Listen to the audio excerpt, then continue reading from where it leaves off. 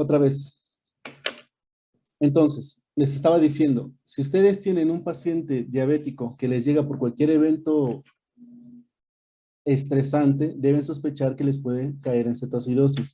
Si les llega politraumatizado, el paciente diabético tiene que sospechar que les puede caer en cetoacidosis. Si les llega con celulitis porque les arañó el gato, sospechan de que puede desarrollar cetoacidosis. Si les cae una neumonía por estar 20 días hospitalizados, sospechen que puede caer en cetoacidosis.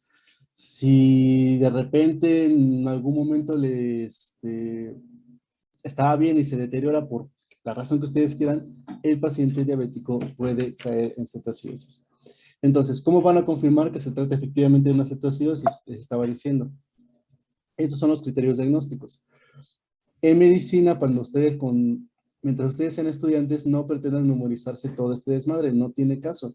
Lo que tienen que hacer es entender qué es todo esto, a qué se refiere esto, qué significan todos estos números. En cualquier momento, cualquiera de ustedes agarra su celular y revisa los criterios diagnósticos, se buscan en internet y se acabó.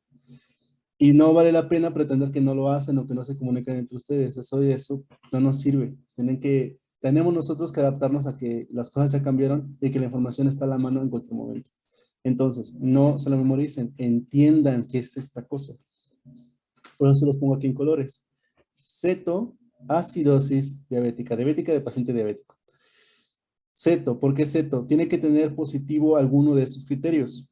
El que ustedes deben preferir es la medición directa del beta-hidroxibutirato, porque es el más sensible, más específico, pero no todos los laboratorios lo tienen. El IMSS es particularmente jodido y no tiene muchas cosas, y rara vez van a tener disponible la medición directa de esto. Por lo tanto, lo que van a utilizar y los casos clínicos que les van a preguntar en sus exámenes y si van a presentar en el ENAM, las cetonas urinarias, que van a estar nada más con crucecitas. Pero lo mejor siempre va a ser la medición directa. ¿Cuánto tiene que estar? Más de 3. Por eso va a ser una ceto, porque tiene cetonas. Ahora, acidosis. La acidosis les va a servir para clasificar la gravedad, la severidad de su paciente. ¿Cuánto tiene que estar normalmente el pH? De 7.45, 7.35, ¿no? Entonces, si tienes ya de 7.35 o 7.30 para abajo, ya entonces tienes una cetoacidosis, tienes una acidosis. Si tienes cetonas, es cetoacidosis. Si esa acidosis la tienes hasta 7.24, eso es una cetoacidosis leve. Esto se va a compartir muchas veces con una disminución igualmente en el bicarbonato y en la amplitud del anión gap. Ahorita vamos a hablar qué fregados es eso.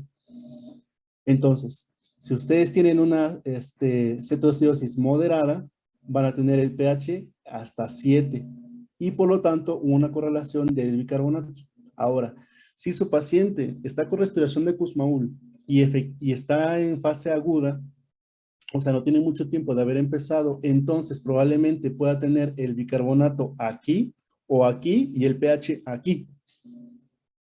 Sí, porque está compensando respiratoriamente, inclusive renalmente. Entonces, si tengo, por ejemplo, por pH arterial que está leve, pero tengo por bicarbonato que está muy grave, le pregunto a Jiménez Blanco, ¿qué criterio diagnóstico voy a utilizar? Te pongo ese caso, paciente que te llega, está estuporoso, llega con glucosas de 300 y tiene un pH de 7.24, un bicarbonato de 8, un anion gap de 12 y unas cetonas de 3. ¿Cuál es tu diagnóstico?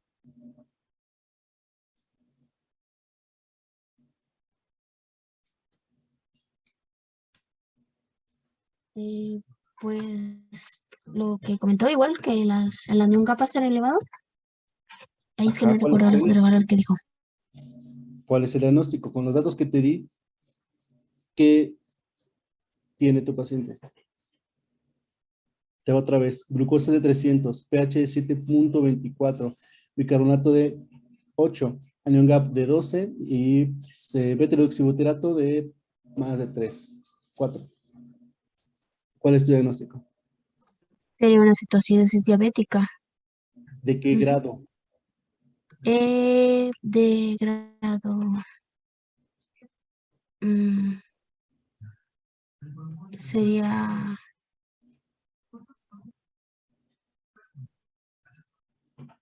de grave. Sí. Si llegas a tener el valor más bajo, es el que vas a utilizar de referencia. Como les dije, si ustedes tienen un paciente que está apenas empezando, pueden tener hasta el pH normal, hasta puede estar en 7.5 alcalótico, pero el valor más grave, que normalmente es el bicarbonato que les va a estar reflejando, a su vez el anión GAP, es el que van a tomar como su criterio diagnóstico. ¿Sale? Si entienden que el pH se regula por muchas vías y que de todas maneras tiene que tomar un criterio, el de mayor severidad, como el diagnóstico, ¿eso les queda claro? Porque pueden llegar a plegarles a presentar ese caso, o la vida misma les puede poner en el frente ese caso. Un paciente que tiene el pH leve o normal, pero por otros parámetros está más jodido. ¿Sale? Van a tomar ustedes el más grave. Entonces, como ven aquí, vamos a analizar la cuestión de la glucosa. Aquí, con que tenga más de 250, ya puede este criterio de cetoacidosis. De hecho, todo paciente que tenga más de 250, valdría la pena hacerle un tamizaje de que no tenga nada de esto. Para eso, de hecho, particularmente en el diabético tipo 2, existen tiras reactivas, que no son las azules, que en las que se mide la glucosa, sino moradas, que te miden directamente beta-deoxibutirato. Son muy bonitas y valen la pena comprarse unas cuantas. Sí, lo que ven es paciente hospitalizado en urgencias y esas cosas. ¿Sale? Entonces, ¿cuántos pacientes diabéticos que ustedes hayan visto o verán van a tener la glucosa de más de 250? Hay pacientes que se despiertan todos los días con 350 de glucosa. Los pacientes tienen un riesgo muy alto de complicarse. Pero bueno, sobre el estado de alerta, vean que esto puede variar y como les han dicho muchas veces en la Villa del Señor y de todo, yo me he encontrado varias veces pacientes con un pH de menos de 6.8, 6.9 y los güeyes están así como si nada. O sea, neurológicamente no tienen nada, te están hablando, están moviéndose y hasta nada más están diciendo que ya quieren comer, quejándose de que el IMSS no los atiende y los deja morir de hambre. De veras, esta cuestión del estado de alerta varía muchísimo. No todo es estricto, no todo es así tan cerrado. O sea, pueden encontrarse con algunas variaciones y algunas cosas flexibles en la vida. Sale particularmente en esto. Ahora, vamos a analizar la cuestión del estado hiperglicémico. Dice estado hiperglicémico, por lo tanto la glucosa tiene que estar muy alta. ¿Qué tan alta? 600. ¿Cómo va a estar el pH? Que te valga. ¿Cómo va a estar el bicarbonato? Que te valga. ¿Cómo va a estar el anión GAP? Que te valga. ¿Cómo van a estar las cetonas? No te importa. Aquí lo que quieres es ver cómo si está cumpliendo criterios de estado hiperglicémico. Entonces, glucosa más de 600, primer diagnóstico. Segundo, hiperosmolar. ¿Cuánto tiene que tener osmolaridad? 320, más de 320. Es decir, superar la osmolaridad efectiva normal. Hasta el 30% de los pacientes pueden tener las dos cosas. Y entonces ahí van a tener no uno, sino dos diagnósticos. Y va a tener un estado hiperglicémico porosmolar y una cetoacidosis leve, moderada o grave, según sea el caso. ¿Me explico? Para hacer el diagnóstico de hiperglicémico y porosmolar, solo necesitas glicemia y tu osmolaridad, que a su vez para eso requiere sodio. Nada más. Si aparte necesitas hacer el que lo tienes que hacer el tamizaje, los criterios diagnósticos para cetoacidosis, entonces lo haces aparte. ¿Sí me explico en esa parte? En ese sentido, que les quede claro que son dos cosas que se diagnostican aparte. ¿Que pueden coexistir? Sí, en el 30%, pero son criterios diferentes. Aquí con que tengas la glucosa más, puedes tener la glucosa aquí en 300, puedes tener la glucosa aquí en 600, por ejemplo, pero si tienes la osmolaridad normal, esto te pasaría, por ejemplo, en un paciente que tenga el sodio bajo, ahorita vamos a ver por qué. No cumple con hiperosmolar. ¿Les queda claro eso? Sí, doctor. Órale. Aquí en la cohorte de estos venezolanos quisieron hacer, hay un reporte de lo que a ellos les llegó. Por ejemplo, observen que los pacientes con hiperosmolar les llegaban en 930 y a los cetoacidósicos les llegaban hasta en 610. ¿Por qué los explicaron en 610 y no en estado hiperglicémico? Porque aquí nada más es la glucosa. Vean cómo está el sodio, están en 134, están normales, y aquí está el sodio en 149, ya están altos. Sí, ahorita vamos a ver que el sodio es el principal componente determinante de la osmolaridad sérica. Por esa razón pueden tener los 600 y no cumplir con hiperosmolar. Y pues cosas así de más, ¿no? Que pueden observar ahí, este el artículo si lo quieren, vaya. Entonces, la mejor forma de medir las cetonas es con el beta-deoxibutirato.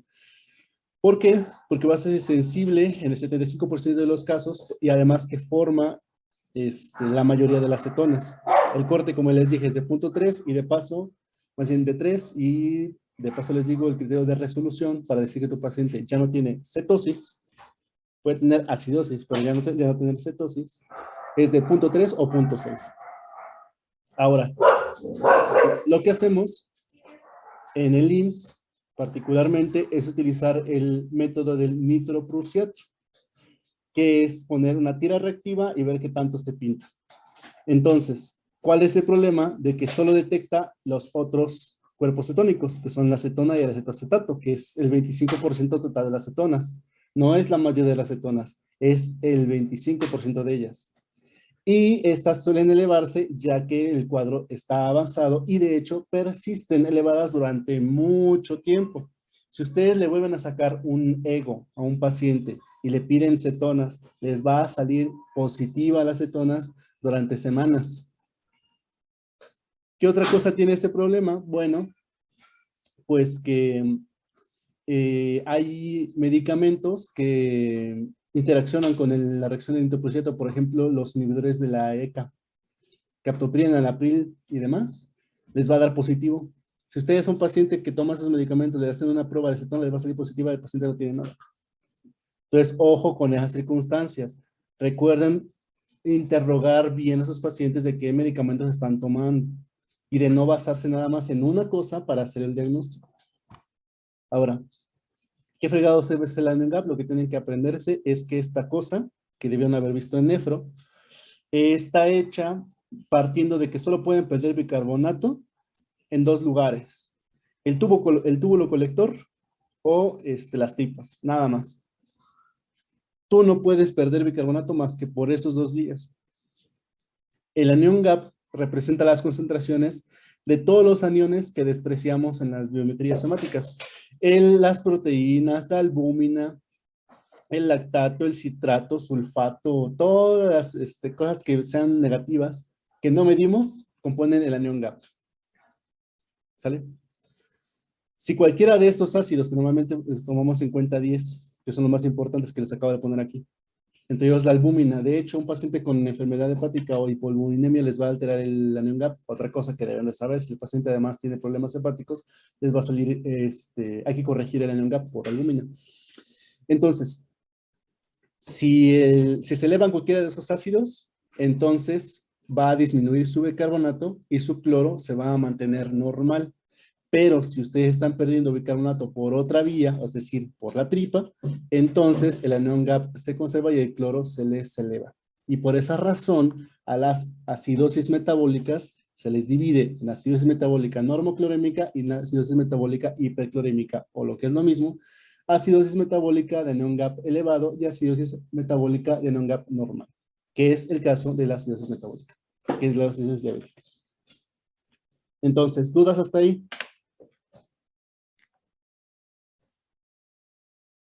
Ahorita les voy a poner cómo se saca esas fórmulas. ¿Todo les queda claro?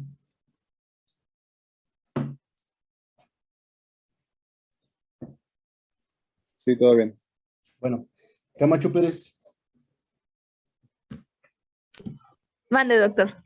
¿cuáles son tus objetivos de tratamiento en la cetoacidosis diabética? Pues disminuir los niveles de bicarbonato, regular el pH y pues también disminuir las cetonas y mejorar la glucemia. Son los mismos que te habían puesto. Solucionas la cetosis, solucionas la acidosis y solucionas la hiperglicemia. Ese es tu punto. Pero ¿qué otra cosa se ocurre? Si tienes problemas de volumen, tienes que administrar y solucionar la deshidratación. Si tienes problemas de volumen y y de la osmolaridad, tienes problemas de los electrolitos. Entonces, tienes que hacer digamos, una lista de pendientes que tengas con un paciente cuando te llegue a partir de los laboratorios que vas a tener y la clínica misma, ¿sí? Tienes que haberlo explorado bien, tienes que haber descartado que no tenga nada en el estómago. Debes determinar por qué, en primer lugar, tu paciente se está descompensando. Las pacientes diabéticos no llegan a cetoacidosis nada más porque los vio fue el perro. Tienes que ver por qué tu paciente para empezar se descontroló. Entonces, ¿Qué es lo primero que tenemos que hacer? Hidratar. Les he dicho, a estos pacientes les hace falta volumen. ¿Qué tanto volumen? Depende de qué tan fregado lo veas. No es lo mismo un paciente pediátrico o un paciente adulto. Los pacientes pediátricos ya saben que tienen que medirle las soluciones hasta por gota. Entonces, le vas a meter insulina porque es el problema fundamental que estás teniendo. Le hace falta insulina, le metes insulina. Endocrinología es fácil, solamente tienes que entender que si le hace falta, se lo pones. Y ya, se acabó. Y corregir los electrolitos, lo mismo, si le hace falta potasio, se lo pones, si le hace falta sodio, se lo pones, se acabó. Hay que determinar por qué tu paciente está jodido y estadificar otros riesgos, que se trombose, que no haya hecho lesión renal aguda, normalmente hace necrosis tubular aguda, es lo más común, por la hipovolemia, que no se esté complicando con otra cosa, que no tengan el infarto, que nada más te llegue con su infección o su desencadenante, su fregadazo, su cetoacidosis y nada más. Hay que verlo de manera integral. Este es el algoritmo que vamos a ver poco a poco. Son las 3 cosas que vamos a ver en el tratamiento intravenoso de la cetoacidosis. Como les he dicho, los venezolanos son muy buena onda, ya los tradujeron al español y ahí lo buscan.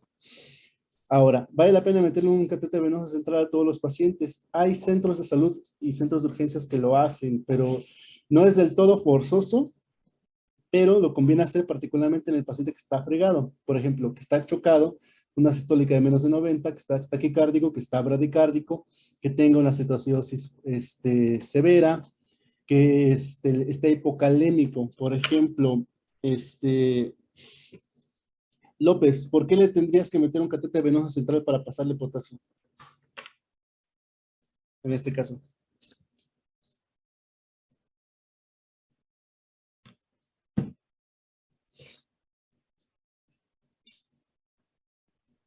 Para vigilar lo de la coagulación. No. ¿Nunca te han metido una solución? ¿Te han canalizado alguna vez en tu vida? ¿Te han pasado suero? ¿O a alguno de ustedes les han pasado suero? Particularmente con electrolitos. Es ¿A para nadie? que sea más rápido. Tiene que ver con la rapidez, sí. Pero si eso me da a entender que ninguno le han pasado electrolitos. Esas madres arden a madres, así les pinches, queman las venas, hacen flebitis, muy importante y duele muchísimo. Entonces, por esa razón, si tú le quieres meter en potasio, grandes cantidades de potasio o cualquier electrolito a un paciente, le tienes que meter un central porque primera, le vas a hacer sufrir y segunda, si hace una flebitis importante, vas a echar a perder tu canalización, se va a infiltrar y pues lo vas a tener que picar de todas maneras en otro lado y vas a estar así. Y lo malo es que si el paciente es viejo o está muy chocado, no tienes ni dónde picarle, no tienes ni venas. O está gordo, que es el caso de muchos. Entonces, aquí vamos a utilizar esta palabra que es romper una cetoacidosis. ¿Qué es romper una cetoacidosis? Es curarla. ¿Y qué es saltar una cetoacidosis? Bueno, va a ser hacerle el switch de soluciones que ahorita vamos a ver. Nuestro objetivo principal es saltarla y el objetivo final es romperla. Entonces, ¿qué les va a permitir romper y curar una cetoacidosis? Algo muy sencillo, que es estar pegado a su paciente. De verdad la magia está en eso. Y si quieren, olviden todo lo demás que dije, todo lo demás que voy a decir. No me importa nada más, quédense con que hay que estar pendiente de su paciente. Hay que ver cómo evoluciona, hay que estar checando las glucosas cada hora, cada 2 horas. Estarle checando los electrolitos, hay que estar constantemente viendo su evolución. Que ustedes estén ahí, al pie del paciente, es lo que va a permitir que el paciente se cure. Los pacientes no se mueren por enfermedades, se mueren de abandono. Y esto aplica para casi todas las enfermedades que ustedes van a conocer. Y cuando hagan su internado, cuando hagan su servicio social, van a saber qué estoy hablando. El paciente no se muere de enfermedad, se muere de abandono. Entonces, ¿qué soluciones vamos a dejar? ¿Qué cosas le vamos a indicar a enfermería? Bueno, en las soluciones van los electrolitos, además del volumen que les estoy diciendo que le hace falta a estos pacientes. Entonces, ¿qué te dice el algoritmo? Primero, métele medio litro o 1 litro completo. Una de 500 o una de 1000 para 1 hora. O sea, se la dejas a chorro. ¿Qué le metes en primera instancia? Una solución salina a 49%. Lo primero que tengas. En el momento en el que ustedes ingresan a un paciente, particularmente si está así de grave, lo van a picar y le van a poder tomar sangre. Entonces, cuando le piquen el brazo, que normalmente es donde se lo ponen, ahí mismo le toman la sangre y le conectan la bolsa de fluido. A esa sangre que acaban de tomar es la que van a mandar a los laboratorios. Le van a pedir todo, VH, química sanguínea, electrolitos séricos, etc. Y en lo que salen esos resultados, que en un servicio de urgencias, o inclusive en piso, cuando es urgente, no debería tardar más de esto, 1 o 2 horas. Mientras eso pasa, le van pasando el primer bolo. ¿Sí me explico? Esa parte debe quedar claro. A los pacientes les hace falta volumen. Hay que meterles volumen. Pero tampoco es mucho. No estoy hablando de ponerles 2 litros, 5 litros.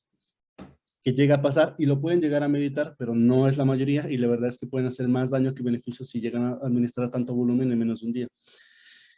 Luego, después de que ya le hayan metido esto, vamos a ver cómo salieron los primeros resultados de la química y eso es lo que vamos a corregir.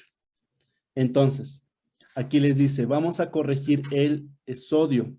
Me voy a adelantar tantito. Estas son las fórmulas que se deben de aprender para abordar las complicaciones agudas de la diabetes. Primero, el anión GAP. Pueden o no considerar el potasio. Si se lo quitan, nada más le restan 4 al final y se acabó. La osmolaridad sérica, se la deben de aprender. 2 veces el sodio, pueden tomar o no el potasio, más un 18avo de la glucosa, más el BUN, que se saca a su vez con la urea en 2 punto y tantos, 2.6 sobre 2.8. Esa es la osmolaridad sérica. La que ustedes van a requerir va a ser la osmolaridad efectiva. ¿Cuál es esa? 2 veces el sodio más glucosa entre 18. Se acabó. Y ya. Vale de contar. No hace falta hacer más cosas. Con que tenga eso más de 320, 2 veces el sodio más glucosa, tienen criterios diagnósticos. No hace falta hacer todo esto. Pero se los enseñó porque se los van a preguntar en algún momento. ¿Cuál es la fórmula de la osmolaridad? Es este. Y esto es lo normal. Ahora, quiero que noten algo muy importante. Aquí dice 2 veces el sodio más un 18avo de la glucosa. Quiere decir que para que esto les aumente 1, de 275 a 290, para que esto les aumente 1, tienen que tener 18 veces más glucosa. No es cierto, 36 veces más glucosa que sodio. El sodio lo duplicas. Lo normal de sodio es 135, 145, ¿no? Que está aquí. Entonces, si tú tienes un sodio normal, ya nada más por tener el sodio normal, tienes ahí 270. Y se acabó. Ya tienes casi todo el componente de tu osmolaridad. Por esa razón, la vigilancia de la osmolaridad sí tiene que estar dada por la glicemia, como les voy a decir más adelante, pero es más importante el sodio.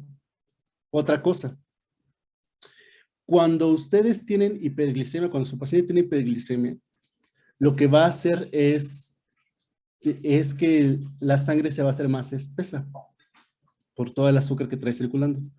Si la sangre es más espesa, va a ser un soluto más fuerte. Por lo tanto, la sangre va a empezar a secar a los tejidos. Y si la sangre empieza a chupar agua de los tejidos, ¿qué le va a pasar al sodio? En el aparato, cuando tienen solutos muy espesos, como es el caso de la hiperglicemia, la hiperlipoproteinemia o las hipertrigliceridemias así bien pasadas de lanza que el paciente parece que trae aceite en las venas. En esos casos, cuando llega a pasar eso, la maquinita que les hace el cálculo de los electrolitos séricos por electroforesis, los hace varias veces. Repite una y otra vez la operación. Entonces, eso hace que les aparezca un valor espurio, es decir, falso, disminuido. Ustedes, los pacientes con estado hiperglicémico preosmolar, típicamente les va a aparecer hiponatrémicos. Que esa hiponatremia puede ser hasta severa, les puede dar sodios de 120, 110, y ustedes van a decir en la madre, este güey está en coma porque le hace falta sodio, está fundido del cerebro porque ya está bien hiponatrémico, y no. Siempre que tengan un descontrol glicémico, en particular más de 400, y aquí están las dos fórmulas para menos de 400 y más de 400. Idealmente más de 300 es cuando deben empezar a hacer esas correcciones. Tienen que corregir su sodio, porque su sodio está infravalorado. Y pasa, les juro que esta chingadera pasa, que en urgencias les meten más sodio a los pacientes, los hipernatremizan porque no corrigen el sodio por glucosa. Sí, esto es una hiponatremia dilucional, es una hiponatremia espuria, no es verdad. Hay que corregir sodio, y lo voy a decir otra vez para que les quede claro. Siempre que tengan una glucosa muy elevada, corrijan el sodio por glucosa. Aquí está cómo, y si no se acuerdan, lo buscan en internet. Ahora sí. ¿Qué vamos a hacer después de corregir el sodio? Vamos a valorar. ¿Está bajo, efectivamente bajo, corregidamente bajo, o está normal o alto? Si está bajo, síguele pasando salina. Se acabó. Punto 9, la fisiológica es todo. Si está normal o está alto, quiere decir que le sobra. Y si le sobra, pues no le pones más. Al contrario, lo tratas de diluir. Como en primera instancia, con una salina, por ejemplo, o sí, con salina, al punto 45, que es la mitad de esto. ¿Qué le va a pasar al sodio con esto? Se va a ir para abajo. ¿Sale? Entonces, ¿cuándo decimos que vamos a hacer el switch de soluciones? Cuando logramos hacer que la glucosa baje a 200. Y ahorita les voy a decir cómo vamos a conseguir eso. ¿Cómo vamos a hacerle para pasar de una glucosa de 600, de 700, a una glucosa de 200? Pero lo importante es eso. Cuando lleguen a ese punto, vamos a decir que le vamos a hacer el switch de soluciones. Y entonces vamos a seguirle pasando insulina al paciente, pero le vamos a empezar a reponer glucosa. Y eso a lo mejor les puede sonar un poco raro, pero es lo que se tiene que hacer. Porque la insulina no solamente sirve para bajar glucosas.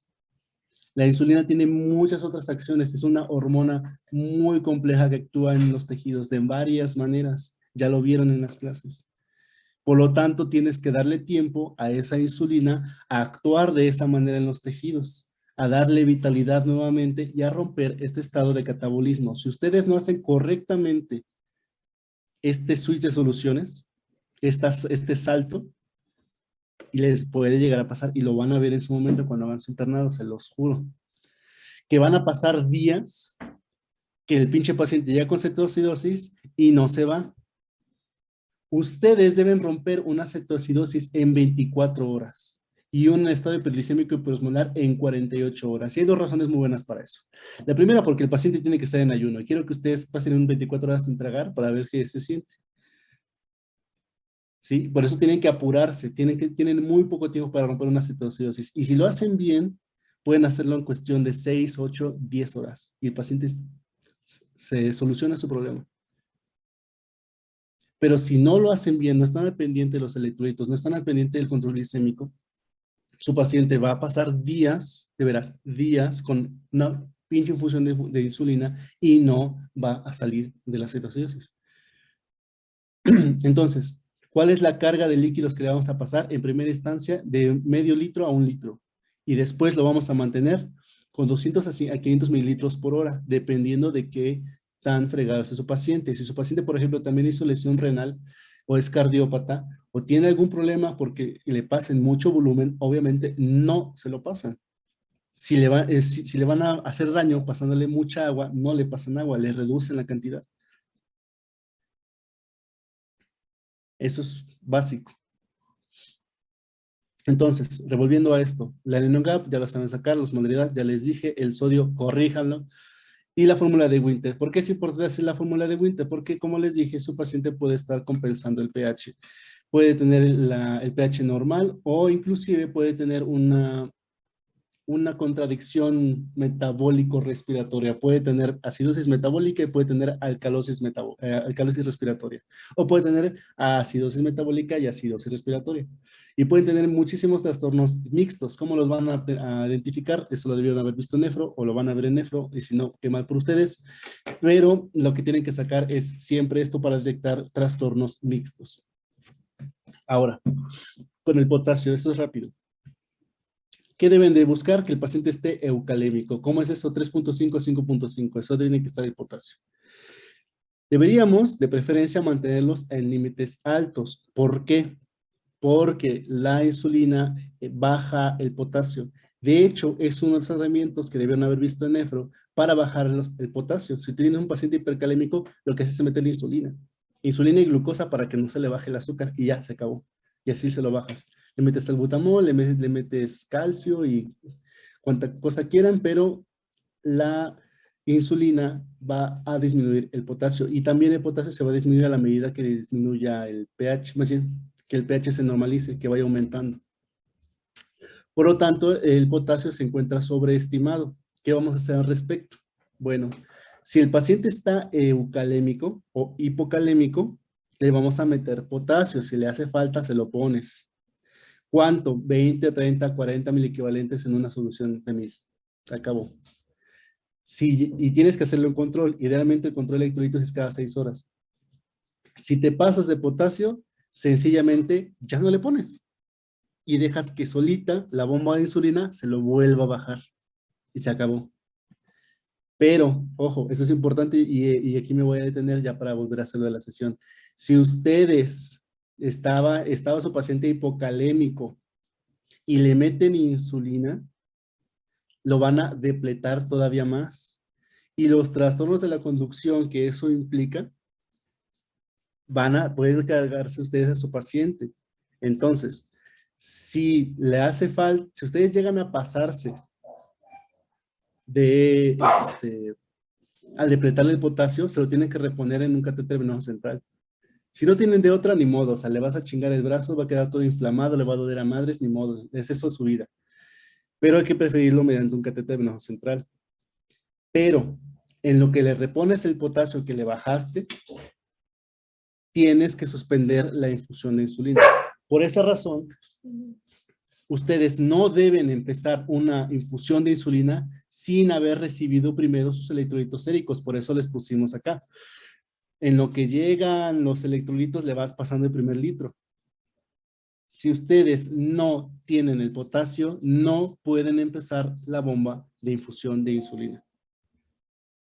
¿Sí? Porque si hacen eso, aparte que lo pueden matar, tienen que suspender esa infusión de insulina. ¿Y qué va a pasar con su paciente mientras no tenga insulina? Pues va a progresar. Va a seguir empeorando. Se va a seguir fregando y se les va a complicar. O sea, puede tener ya daño cerebral, puede tener ya daño pulmonar, puede tener ya toda la respuesta inflamatoria sistémica. ¿Sale? ¿Les queda muy claro este punto? Siempre corrijan su sodio y no empiecen una bomba de insulina sin su potasio para saber si le van a reponer y qué tanto. ¿Dudas con eso?